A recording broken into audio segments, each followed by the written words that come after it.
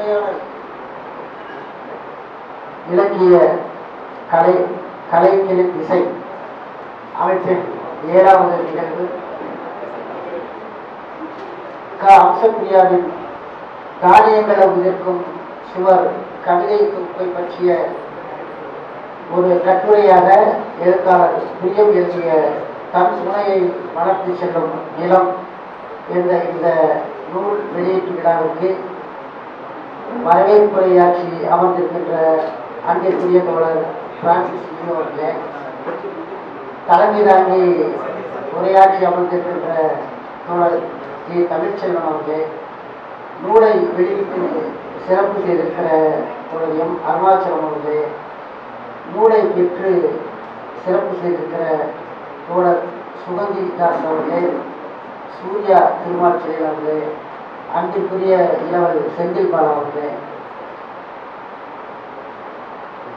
நூலின் மீது எனக்கு பின் உரையாற்ற இருக்கின்ற அன்பிற்குரிய வடசென்னையின் இலக்கிய முகவரியாக விளங்கிக் கொண்டிருக்கின்ற எங்களது இந்திய எழுத்தாளர் திறனாய்வாளர் வி எழிலரசு அவர்களே, இணக்க உரை ஆற்ற இருக்கின்ற கவிஞர் அம்சப்பிரியா அவர்களே, ஏற்புரையாற்ற இருக்கின்ற நண்பன் பிரியம் அவர்களே, நன்றியுரையாற்ற இருக்கின்ற மகேந்திரன் அவர்களே, நிகழ்ச்சியை நெறியாண்மை செய்து கொண்டிருக்கின்ற தோழர் லோகராஜ் அவர்களே, நூல் பெற்று சிறப்பு செய்திருக்கிற ஜே ஜே அனிதா அவர்களே, மற்றும் இந்த நிகழ்வில் பங்கேற்று சிறப்பு செய்து கொண்டிருக்கின்ற ராம் பெரியசாமி அவர்களே, குமரன் விஜய் அவர்களே, யுவ புரஸ்கார் விருதாளர் காளிமுத்து அவர்களே, ரமேஷ்குமார் அவர்களே, ஜெயராஜ் அவர்களே, அற்புதராஜ் அவர்களே, தியாகம் ஆனந்த், நெர்சன்,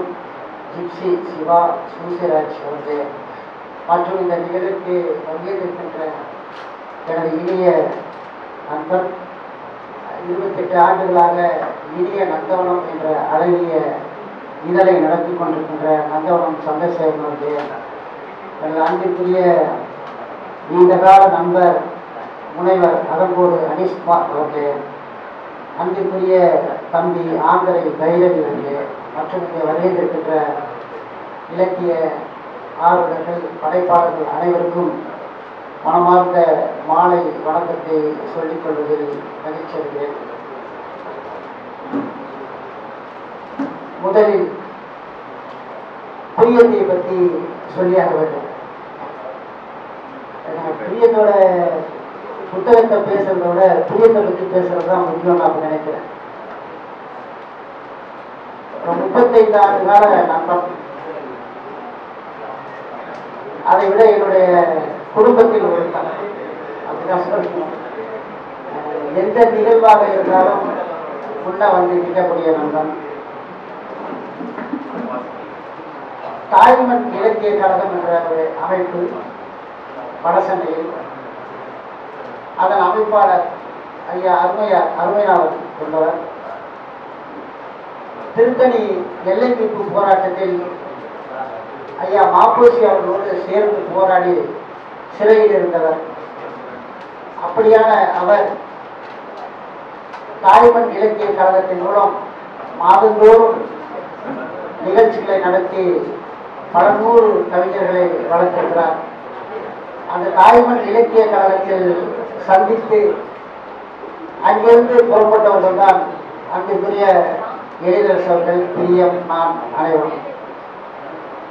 ஒரு சாதாரண கவியரங்க கவிஞர்களாக தொடங்கிய எங்கள் இலக்கிய பயணம், கவிதையை யாரு கைத்தட்டல் அதிகம் வாங்குறது போட்டி வரும். வார்த்தைகள் அப்படி எப்படி போட்டா எப்படி கைத்தட்டல் வரும். ஒரு காலத்தில் அது ஒரு மயக்கமா இருந்தது. அதெல்லாம் அதிலிருந்து எப்படி இந்த நவீன இலக்கிய சூழலுக்கு மடை மாறினோம் என்பதுதான் ஒரு முக்கியமான கருத்து. 96 செப்டம்பர் கல்வெட்டு பேசுகிறது இதழ் முதலில் துவங்கிய போது அதில் முதல்ல நவீன கவிதை எழுதணும் பிரியம். ஜமாலியாவின் கடைசி நாள் என்ற ஒரு கவிதை. அந்த கவிதை அந்த ஆண்டு தமிழ் சிற்றூர் சங்க மாநாட்டில் ஊட்டியில குன்றம் ராமரத்னம் அவர்கள் அதற்கு முதல் பரிசு கொடுத்தார் அந்த கவிதை. அப்படி அதை நான் அப்படியான ஒரு மடைமாற்றம் ஏற்பட்ட காலம். நவீன இலக்கியம் ஒரு புதிய பாய்ச்சலில் 90களில் தமிழகம் முழுக்க பரவலாக ஒரு புறப்பட்ட போது நாங்களும் அந்த இடத்துல ஒரு மடைமாற்றம் எங்களுக்கு ஏற்பட்டது. அதே போல பிரியத்தின் முதல் கட்டுரை பெரம்பூரில் இருந்து ஒரு பார்வை ஞானக்கூட்டம் கவிதைகள் மீதான ஒரு ஆழமான ஒரு கட்டுரை வந்து கல்வெட்டு பேசுகிறது எழுதினார் பிரியம். அதற்கு அடுத்ததாக பிரமிழ் கவிதைகளை பற்றிய ஒரு கட்டுரை. இப்படி நவீன இலக்கியத்தில் மிக தீவிரமாக அனைவருமே நாங்கள் இன்னும் நிறைய பேரை சொல்லலாம்.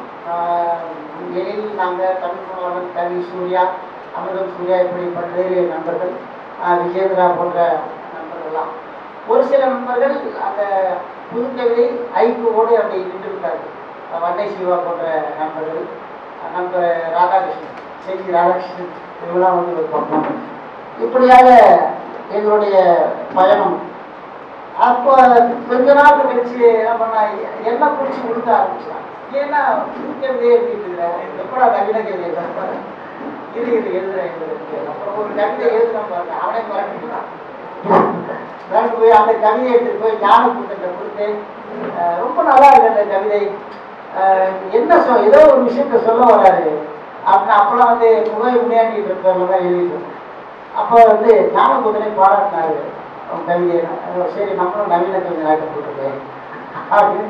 அதுக்கப்புறம் எங்களுடைய பயணங்கள் தொடர்ந்து அப்புறம் கொஞ்சம் ஆண்டுகள் 4 நாள் பாய்ச்சலும் போயிட்டு இருந்தவர் திடீர்னு கொஞ்ச நாள் அப்டாண்ட் ஆயிட்டாரு. இப்போ 14 நாள் பாய்ச்சலும் போயிட்டு இருக்காரு திரும்பி. இப்படி என்னன்னா எதையும் மனசுல வச்சுக்காம பேசக்கூடிய என்னுடைய ஒரு கவிதை சங்கராச்சாரியார் பற்றி ஒரு கவிதை பண்ணோம். இதே பிரச்சனை தான். அந்த நின்ற கோடு கிடத்த கோடுன்ற இது அந்த கவிதை எழுதுனாப்ப அந்த ஒரு கவிதைக்கு ஒரு ஃபுல் ஸ்கேப் பேப்பர் இருக்கு இல்லையா, ரூல்டு பேப்பரு, நுணுக்கி ஒரு 20 பக்கத்துக்கு கட்டுரை இருக்கும். அந்த ஒரு கவிதைக்கு 20 பக்கத்துக்கு பத்திரமா வச்சிருக்கேன்னு. அடுத்ததா என்னுடைய அடுத்த தொகுப்பு எந்திரங்களோட பயணிப்பன் அதையும் எழுத சொல்லியிருக்கேன். ஏன் வந்துருச்சுன்னா அதையும் சேர்த்து ஒரு தொகுப்பா போடலாம், அடுத்த தொகுப்பா. இப்படியாக முகமது பாஷா இந்த நூலில் எழுதியிருக்கார். கடைசியில் கட்டுக்குள் வராத கவிஞன் பிரியம் ஒரு கவிதையை அக்குவேறு ஆங்கியராக பீத்து எரிந்து விடுவார் சொல்லிக்கலாம். நான் சொல்றேன் அக்குவேறு ஆங்கியர்ல நார்மலா கழிச்சுக்கணும். நல்ல டாக்டர் பிரியம் வந்து ஒரு நல்ல இலக்கிய டாக்டர். என்னன்னு கேட்டீங்கன்னா, தலைவலின்னு போனோம்னா மாத்திரை கொடுக்க மாட்டாங்க, மயக்க மருந்து கொடுக்காம ஆபரேஷன் பண்ண தலைவலியை எடுத்து அந்த மாதிரியான ஒரு வீரியமான ஒரு விமர்சகன். அப்படியாக ஒரு சிறந்த தனக்கு ஒரு கவிதை படைப்பாளின்றதுல ஒரு கவிதை பிடிச்சிருந்ததுன்னா அதை பற்றி எப்படி வேணா எவ்வளோ வேணா எழுதுவாங்க. அது மாதிரி பாராட்டக்கூடிய, அனைவரையும் பாராட்டக்கூடிய ஒரு அன்பு கொண்டவன். அப்படிப்பட்ட ஒரு நண்பன் இவ்வளோ காலம் சேர்ந்து பயணிச்சுட்டு இருக்கிறோம். என்னுடைய ஒரு குடும்பத்தில் ஒருவனாக. இதே ஒரு கடந்த மாதம் அவினாசியில் குமரன் விஜயோட நூல் நானும் எளிதும் போயிட்டு அது ஒரு ஜாலியான நிகழ்ச்சி. இது ஒரு ஜாலியான நிகழ்ச்சி. அப்படியாக ஒரு நிறைய படைப்பாளிகள் நண்பர்களெல்லாம் வந்திருக்கீங்க. இப்போ இந்த 2 விஷயத்த நம்ம பார்க்க வேண்டியதாக. அதாவது பிரியத்தோட நூலை பற்றி பேசணும்னா கண்டிப்பாக அம்சப்பிரியாவுடைய நூலை படித்தாதான் இதை நம்ம பேச முடியும். அப்படியான ஒரு இதில் இந்த நூல் என்ன சொல்லுது, பிரியம் என்ன சொல்லியிருக்கிறாரு இந்த கட்டுரைகள் அப்படின்னு பார்க்கும்போது, தன்முனையை வளர்த்து செல்லும் நிலம், அம்சப்பிரியாவின் தானியங்களை உதிர்க்கும் சுவர் கவிதைகளை முன்வைத்து பூபாலம் பதிப்பகம் வெளியிட்டிருக்கிறாங்க. 48 பக்கம் 35 ரூபாய் விலையில் 10 கட்டுரைகளை இந்த நூலில் எழுதியிருக்கிறார். பிரான்சின் மானுடவியல் பேராசிரியர் கிளாட் லேவி ஸ்ட்ராஸ் அவர் பேராசிரியராக பொறுப்பேற்ற போது எழுதிய ஒரு உரை இவர் முன்னுரையாக வழங்கியிருக்கிறார். இந்த முன்னுரையை வந்து கடந்த அக்டோபரில் செப்டம்பர் மாதம் எஸ்ஆர்எம் பல்கலைக்கழகத்தில் நடைபெற்ற உலக பழங்குடிகள் என்ற ஒரு ஆய்வு கருத்தரங்கில் இந்த முன்னுரையை வச்சுதான் என்னுடைய உரையை நான் மாற்றினேன். எஸ்ஆர்எம் கல்லூரியில் இப்படி ஒரு தொடர்ந்து இலக்கிய பயணத்தை தளராமல் எந்த சூழ்நிலையிலும் இலக்கியத்தை கைவிடாமல் வந்து பண்ணிட்டு இருந்தாரு. ஒரு முதல் கட்டுரையில் ஒரு கவிதையை எவ்வாறு அணுகுவது, ஒரு கவிதை வந்து நம்ம வாசிக்கிறதுல வந்து எப்படி வாசிக்கலாம், ஒரு கவிதையை எப்படி அந்த கவிதையை புரிந்து கொள்ளலாம், அந்த கவிதை மீதான நமது கருத்தை எவ்வாறு வைப்பது என்பதை பற்றி ஒரு 1.5 பக்கத்துல தெளிவாக எழுதியிருக்கிறார். மிகச்சிறந்த ஒரு ஒரு என்ன சொல்றது, ஒரு கைட்லைனா கூட நம்ம எடுத்துக்கலாம். அப்படியான ஒரு சூழல். அதுக்கு ரெண்டாவது கவிதையில் வந்து ஒரு கவிதையை நாம் எவ்வாறு அணுகுவது, அந்த கவிதையை எவ்வாறு நாம் புரிந்து கொள்வது. ஒரு கவிதை வந்து செய்யுளா இருந்தா நம்ம அறிஞர் பொருள் வச்சு தெரிஞ்சுக்கலாம். புது கவிதை என்பது நேரடியான பொருளை தருவது. ஆனால் ஒரு நவீன கவிதையை அதற்கான திறவுகோள் எங்கே இருக்கிறது? ஒரு கவிதையை வாசிக்கும் போது அதை புரிந்து கொள்வதற்கான சாவி எங்கே இருக்கிறது என்பதை நுணுக்கமாக ஆராய வேண்டும். அதை வந்து அந்த ஒரு வார்த்தையை வச்சு பிரியம் அங்க வந்து விளையாடி இருக்கிறார். இரண்டாவது கவிதையில் அவர்கள் உண்மைக்குதான் கல்லெறிகிறார்கள், அவர்கள் உன் வேர்களைத்தான் வெட்டுகிறார்கள், அவர்கள் உன் மூட்டுக்கண்ணைத்தான் மூடிவிட தயாராகிறார்கள், உன் தோட்டத்து பூக்களின் பெயர்களுக்கு தான் வேறொன்றை சூட்டுகிறார்கள், யாரும் முன்பொரு நாள் உன் மூதாதையர்கள் சிலர் போராடி பெற்றுத்தந்த இருப்பு இவை, உன் வரலாற்று வரிகளில் ஒன்று கூட உன்னை அசைத்ததில்லை, யாரும் கற்றுக் கொடுத்ததும் இல்லை, உனக்கு போதுமானதாக இருக்கிறது, தற்காலிகமான போதை ஒன்று, எனினும் வேடிக்கை பார்க்காது, யாரோ ஒருவன் உனக்காக தெருவில் இருக்கிறான், உனக்கும் சேர்த்து குரலாகிறான் என்ற இந்த ஒரு கவிதையோடு அந்த இருப்பு என்ற ஒரு வார்த்தையை வைத்து இந்த மொத்த கவிதையுமே சுற்றி வந்தனர். அதுதான் இந்த கவிதைக்கான சாவியாக இருக்கு. இருப்பு, அந்த இருப்பின் மூலம் ஒரு பழங்குடிகளின் இருப்பு, அவருடைய பாரம்பரியான பண்பாடு, கலாச்சாரம், அவருடைய வாழ்க்கை முறை அத்தனையும் எப்படி சூறையாடப்படுகிறது என்பதை அவர் மிகச்சிறப்பாக சொல்லியிருக்கிறார். அடுத்ததாக ஒரு அடுத்த கட்டுரை, மூன்றாவது கட்டுரை வந்து சர்வேயன் இடப்படாத அந்த ஒரு இடப்படாத நிலத்தில் படர்கிறது துயரப்படி.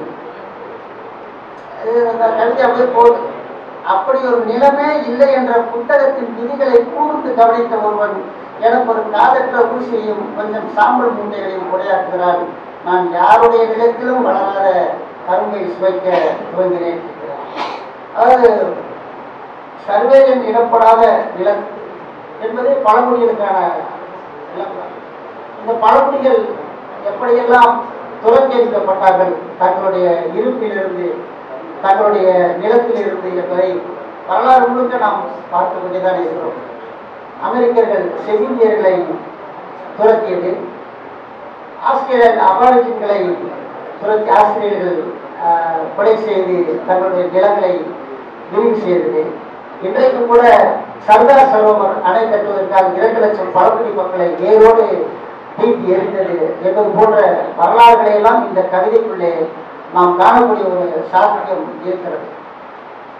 இப்படி ஒரு பழங்குடிகள் எவ்வாறு வாழ்ந்தார்கள், அவருடைய வாழ்க்கை என்ன, இதையெல்லாம் ஒரு 4 வரிகளில் இன்றைக்கும் கூட நாம் சந்திக்கிறோம். பழங்குடி மக்களுக்கு தான் அந்த நிலைமை இல்லை.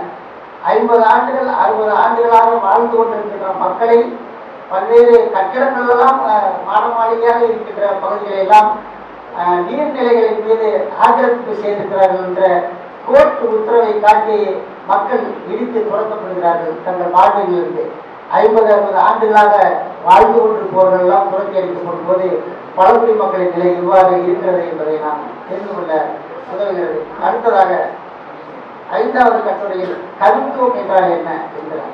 கவித்துவம் என்றால் என்ன என்பதை பற்றி சொல்லும்போது, ஒரு சொற்களின் கூட்டணிதான் இலக்கியம். அந்த ஒரு கவித்துவம் எங்க இருக்கிறது? சொற்களில் இருக்கிறதா, அல்லது அந்த உரையாடலின் மௌனத்தில் இருக்கிறதா, அல்லது அந்த கவிதையின் உணர்ச்சியில் இருக்கிறதா என்பதை பற்றி மிக விரிவாக செய்து கொண்டிருக்கிறார். அந்த அப்படி ஒரு கவிதை நினைவுகளில் அழுத்துகிறான் துயரம், மழை கழுவி போகும் குருதியின் துயரம், மூதாதையர்களின் காவலில் இருந்து வழிந்த எச்சம் என்று வருகின்ற அந்த கவிதை. துயரனின் குழந்தைகள் துயரத்தை விழுங்க பழகுகின்றன. துயரனின் இல்லால் துயரத்தை சமைக்கிறான். துயரன் தொலைக்காமல் இருக்கிறான் எப்போதும் கையில் இருக்கும் ஆதார் அட்டையை. இன்றைக்கு நம் அனைவரின் நிலைமையை, இந்திய மக்கள் நிலையே அப்படித்தான் இருக்கிறது. வாக்குச்சீட்டு உரிமை, ஆதார் அட்டை 2 தான் நம்ம கையில் இருக்கு, வேற எதுவும் நம்ம கிட்ட இல்லை. அப்படிப்பட்ட ஒரு சூழலை அழகாக இந்த கவிதையின் மீதான தனது கருத்தினை முன்வைக்கிறார். இந்த கட்டுரையை வாசிக்கும் போது எனக்கு மற்றொரு கவிதை எனக்கு நினைவுக்கு வந்தது. கென்யாவின் சுதந்திர போராட்ட வீரன் ஜோமோ கென்யாட்டா எழுதிய ஒரு கவிதை. காலனிய ஆதிக்க எதிர்ப்பாளராக இருந்த அவர் ஒரு கவிதையை சொல்கிறார். மிஷினரிகள் வந்தபோது ஆப்பிரிக்கர்களின் நிலம் இருந்தது, மிஷினரிடம் பைபிள் இருந்தது. அவர்கள் கண்களை மூடிக்கொண்டு எப்படி ஜெபிக்க வேண்டும் என்று கற்றுக் கொடுத்தார்கள். நாங்கள் கண்களை திறந்த போது எங்கள் நிலம் அவர்களிடம் இருந்தது, எங்களிடம் பைபிள் மட்டுமே இருந்தது. எப்படி நம்மளை ஏமாற்றி நமது இந்த ஆதார் அட்டையும் வாக்குரிமை மட்டுமே வைத்துக் கொண்டு எவ்வாறு நம்மை அடிமைகளாக நடத்தி கொண்டிருக்கிறார்கள். இந்த வழிவழியாக சுதந்திரம் அடைந்த காலத்திலிருந்தும் அதற்கு முன்பும் கிட்டத்தட்ட ஒரு 10 நூற்றாண்டுகளாக எவ்வாறு நாம் அடிமையாக இருக்கிறோம் என்பதெல்லாம் இந்த வரலாற்றை ஒரு வரி நமக்கு சொல்லி விளங்க வைக்கிறது. இப்படியாக ஒரு கவிதையை எவ்வாறு அணுக வேண்டும் என்ற ஒரு விஷயத்தை இங்கே சொல்லுகிறார். 9வது கட்டுரை கடவுச்சொல் எனக்கு ரொம்ப பிடிச்ச கட்டுரையாக இருந்தது. இந்த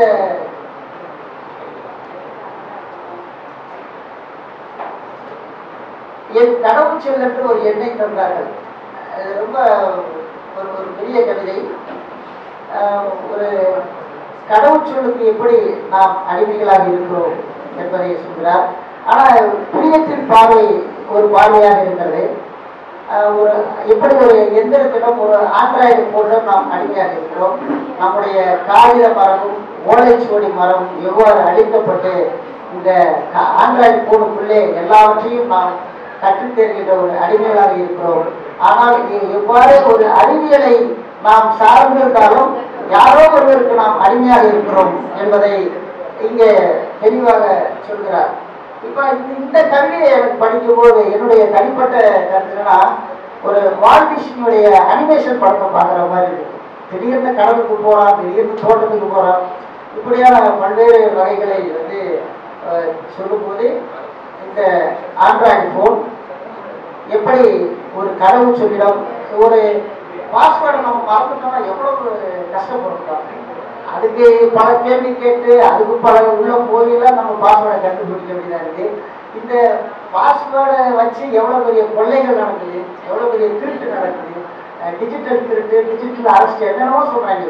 ஸோ இப்படியெல்லாம் இந்த ஒரு கடவுள் சீட்டு நம்ம ஒரு கடவுள் சொல் நம்மளை என்னென்ன பாடுகள் படுத்துதுன்றத இப்படியாக இந்த கவிதை அணுகுவது என்பதை ஒரு வரலாற்று ரீதியாக புரியவர்கள் இந்த சொல்லித்தராரு. அடுத்து நிறைய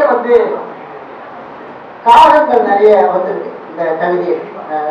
ஒரு ஒரு ஒரு காவல் ஏதாவது வராத ஒரு காலத்தை பற்றி கூட சொல்றாரு. அந்த கவிதையை படிக்கும்போது எனக்கு எங்கள் வீட்டில் தினந்தோறும் காலை 6 மணிக்கு ஒரு காகம் குரல் கொடுக்கும். அது வந்து ஒரு மேரி பிஸ்கட் தண்ணி வைக்கணும். சரியா 12 மணிக்கு வரும், அப்புறம் 3 மணிக்கு வரும், 6 மணிக்கு வரும். அந்த ஒரு காலத்துக்கு வந்து ஒரு காலம் வச்சுருந்தா இருக்கும். நம்ம அதை வைக்கிற வரைக்கும் திரும்ப போகாது. அந்த அந்த நினைவுகளுக்கெல்லாம் வந்து இந்த ஒரு காகங்கள் போது இப்போ ஒட்டுமொத்தமாக இந்த கவிதைகளை நாம் பார்க்கும்போது அன்பு, ஒரு நிலத்தின் மீதான அன்பு, ஒரு விலங்குகளின் மீதான அன்பு, ஒரு பறவையின் மீதான அன்பு, இப்படியான அன்பையே அந்த அன்பை வெளிப்படுத்துவதில் கோபம் தெரியுது அவர்கிட்ட. இப்படி பண்றீங்களா, இப்படி இருக்கிறீங்களேன்ற ஒரு அடுத்ததாக விக்ரமாதித்யன் கவிதைகள் மாதிரி ஒரு கவிதையை சொல்லிட்டே வராரு. டக்குனு ஒரு ட்விஸ்ட் கிளைமேக்ஸில் முடிக்கும் போது அப்படியே வேற வேற ரூட்டுக்கு போறாரு. இப்படி அந்த மாதிரியான ஒரு விஷயங்களையும் பிரியம் இங்கே கோடிட்டு காட்டியிருக்கிறாரு. எல்லா உயிரினத்துக்கும் அன்பு வேண்டும், எல்லா உயிர்களையும் நேசிக்க வேண்டும், இயற்கையை நேசிக்க வேண்டும் என்ற ஒரு கருத்தியல் இப்போது ஒரு அரசியலாக வளர்ந்து கொண்டிருக்கிறது. இந்த சூழலில் இந்த கவிதை ஒரு முக்கியத்துவமான குறிப்பிட்ட ஒரு வாய்ப்பை இந்த நூல் பெற்றிருக்கிறது. அதுக்கு மேலும் பெருகேற்றிருக்கிறார் பிரியம், அப்படிதான் சொல்லுவாங்க. ஒரு கவிதைக்கு நம்ம பாலிஷ் அதிகமாக எப்படி இன்னும் பாலிஷ் போட்டு எப்படி இந்த கவிதையை வெளிக்க வைக்கலாம்ன்றதை இந்த கட்டுரை மூலமாக செய்திருக்கிறார். சுவர், தானியங்கள் உதிர்க்கும் சுவர் என்பது சுவர்களின் அரசியலை வந்து நாம் வரலாறு பார்த்து கொண்டுதான் இருக்கிறோம். 28 ஆண்டுகள் பெர்லினை குறித்த பெர்லின் சுவர் உறவுகளை நட்புகளை பார்க்க முடியாமல் பிரித்து வைத்து அதை கடந்தவர்களை மொத்தமாக ஒரு 5000 பேர் வரை கைது செய்த வரலாறு, 191 பேரை சுட்டுக் கொண்ட வரலாறு, பெர்லின் சுவரை கடந்து போனவர்களை 28 ஆண்டுகளுக்கு முன்பு அந்த உடைக்கப்பட்ட அந்த சுவர் அதனுடைய வரலாறு இது. சீன பெருஞ்சுவர் சொல்லலாம். ஒரு நாட்டை காப்பதற்காக 200 ஆண்டுகள் கட்டப்பட்ட சுவர். அடுத்து மதுரையில் முத்தபுரம் சுவர், சாதி பிளவை அடையாளப்படுத்திய ஒரு சுவர். இப்படியான பல சுவர்கள் போது இவர் சொல்ற சுவர் என்னவா இருக்கும்னு நான் நினைக்கிறேன்னா, நமக்கான ஒரு மிகப்பெரும் சுவராக இருக்கிறது மேற்கு தொடர்ச்சி மலை. அந்த சுவர் தன் மீது ஒட்டி கொண்டிருக்கின்ற காரியங்களை உதிர்க்கிறது என்று சொல்கிறார். ஆனால் நான் என்னன்னா, காரியங்களை வந்து பழங்குடி மக்களாகத்தான் பார்க்கிறேன். அந்த மேற்கு மலையில் ஆயிரக்கணக்கான ஆண்டுகளாக ஒட்டி கொண்டிருந்த வாழ்ந்து கொண்டிருந்த பழங்குடி மக்களை எவ்வாறு அந்த மலைகளிலிருந்து உதிர்க்கிறார்கள், பீத்தெடுக்கிறார்கள் என்பதை கூறுகிற நூலாக இந்த நூல் அமைந்திருக்கிறது என்பதை சொல்லி அனைவருக்கும் எனது வாழ்த்தை வணக்கத்தை சொல்லி, அற்புதமான நூல், அதற்கு ஒரு அற்புதமான விமர்சன நூல், இப்படி இந்த 2 நூலுமே சிறப்பு பெறுகிறது. நல்ல ஒரு வாய்ப்பினை வழங்கிய புரியத்துக்கும் மற்றும் உரையாடல் நண்பர்கள் அனைவருக்கும் நன்றி கூறி விடைபெறுகிறேன். நன்றி, வணக்கம்.